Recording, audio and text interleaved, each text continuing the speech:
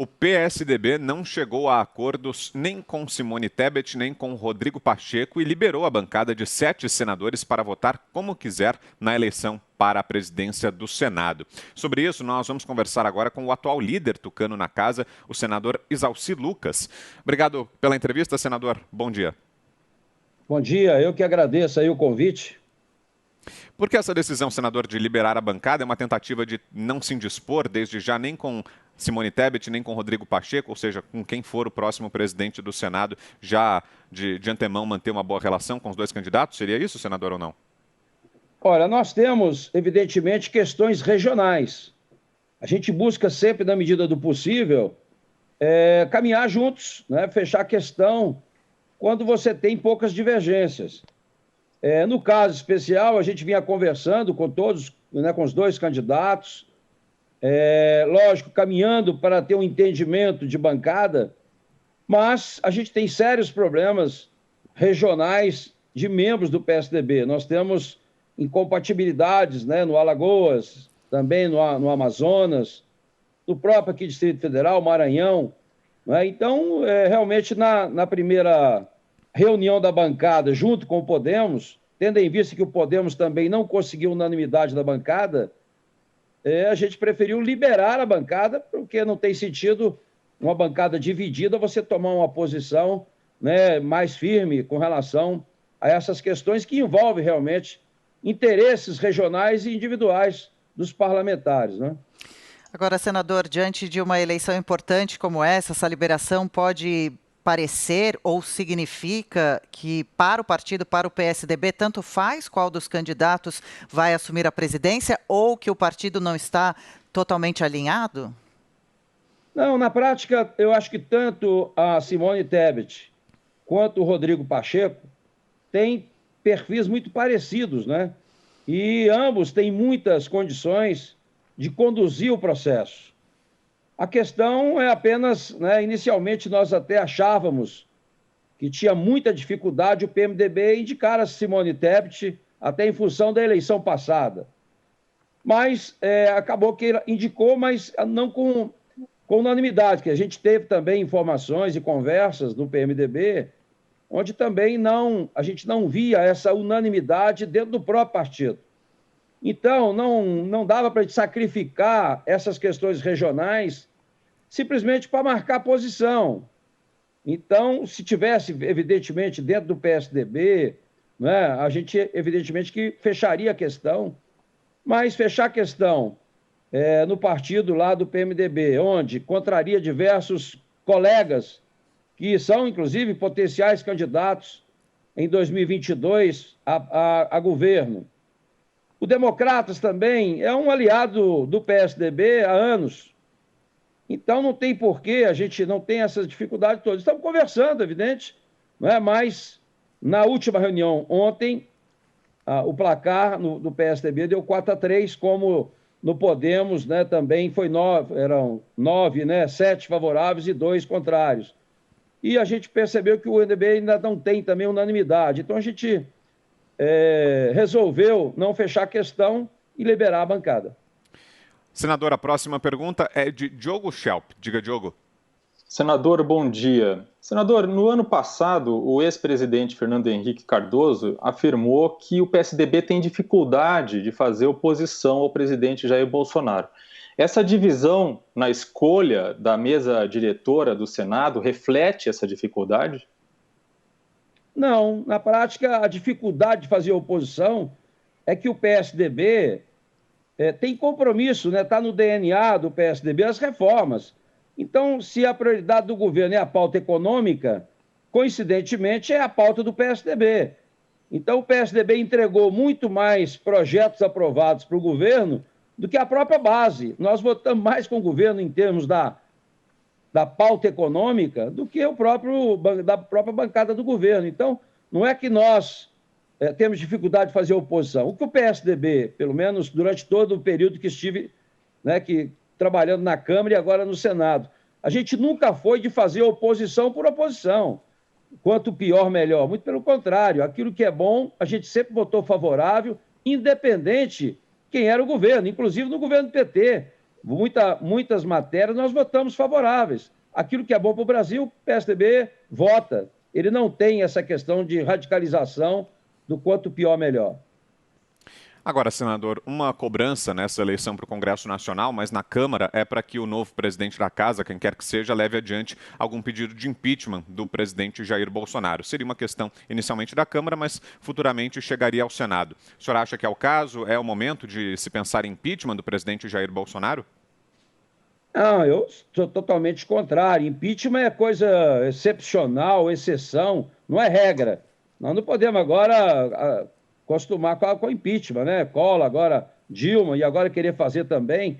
Eu não vejo motivos de impeachment nesse momento. O que nós temos, de fato, é ter um entendimento melhor entre o Executivo Federal, estadual e municipal, né? No momento de pandemia como esse, nós deveríamos estar todos juntos no mesmo caminho, na mesma direção, né? E, infelizmente, o tratamento não está sendo assim.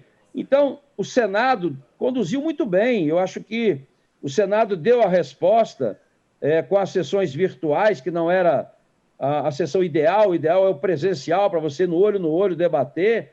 Mas nós fizemos a nossa parte. Eu acho que a gente deu uma boa contribuição, né? E o importante agora é trabalhar para que a gente possa superar essa questão da pandemia, voltar ao crescimento econômico, fazer as reformas tão necessárias que iniciamos, né? E o PSDB foi protagonista nisso, né? E nós queremos continuar avançando.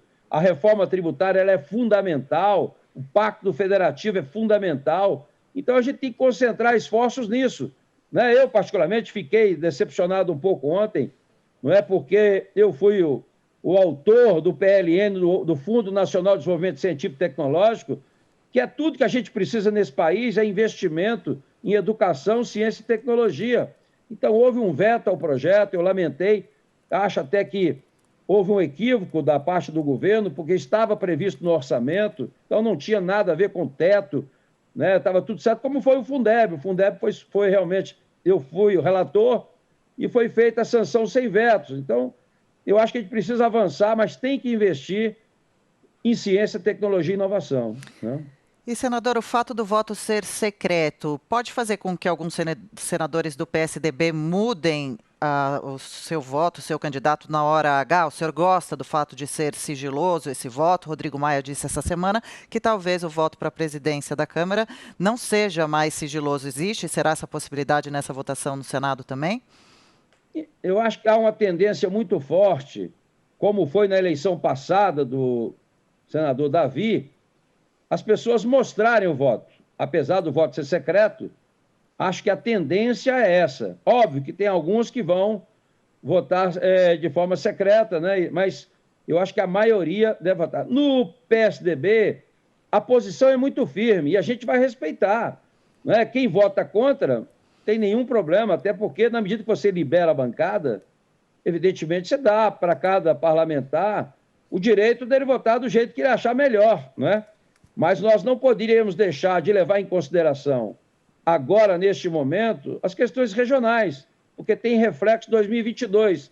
E ambos, tanto Simone quanto o Rodrigo, estão em condições de tocar a casa, né? De qualquer forma, a alegação de que é governo não se prospera muito, porque na prática ambos são governo. O PMDB tem 2 líderes do governo no Senado, na Câmara, no Senado e no Congresso, não é? O Democratas tem hoje o apoio também do Planalto. Então, todos hoje estão na linha de defesa, não diria nem do governo, mas do Estado, né, do país. Então, eu acho que o Senado vai conduzir muito bem, e logo depois da eleição, os membros são bastante maduros, como foi feito da última vez, acaba ajeitando isso e conduzindo, né, o Senado de acordo com os interesses nossos aí do país, né? Diogo. Senador, qual é a sua posição pessoal sobre a possibilidade de extensão do auxílio emergencial, algo que alguns parlamentares têm defendido? Olha, eu acompanho muito essa pauta econômica, né, pela minha formação. Eu sou contador, sou auditor, fui executivo também. Lógico, nós estamos numa situação caótica em termos de déficit. Nós já estávamos superando a questão do déficit primário. Aí veio a pandemia, onde tivemos aí um rombo muito grande, aí, né? Pelo menos 800 bilhões. Mas é evidente que você vai ter que buscar alternativa, né? Se tivéssemos começado o processo da vacina um pouco mais cedo, não é? Em dezembro, como muitos já estavam fazendo, a gente ganharia um tempo. Agora, acabar de repente, não é? Onde nós temos milhões de brasileiros desempregados. Você tem ideia, na capital do país, aqui nós temos 800 mil pessoas com benefícios. Então, a gente não pode simplesmente, a partir de hoje não tem mais. Eu acho que nós vamos ter que encontrar uma alternativa, né, para no mês de janeiro, ainda talvez em fevereiro, a gente buscar aí mais alguma coisa, para poder realmente, não nos valores pagos, ou até mesmo para atender toda essa população, mas nós temos um grande número de pessoas que vão precisar e a gente tem que buscar uma alternativa para realmente ajudar algumas famílias que estão realmente passando necessidades básicas, né? Vamos ter que discutir isso imediatamente. Nós pedimos, inclusive, o retorno imediato do Senado. O presidente tinha dado férias coletivas até dia 22, mas já existe requerimento, eu mesmo assinei o requerimento, de retorno antes de 1º de fevereiro, porque a crise ainda existe e nós não podemos simplesmente ficar aí de recesso, apesar que a gente está trabalhando muito também, mas eu acho que vale a pena retornar antes em função dessas questões da pandemia. Vacina, seringa, uma série de coisas, inclusive o auxílio emergencial, eu acho que vale a pena a gente retornar um pouco antes. Ok, nós ouvimos aqui o senador Isalci Lucas, atual líder do PSDB no Senado. Obrigado pela entrevista, senador. Boa quinta-feira. Eu que agradeço. 8h20.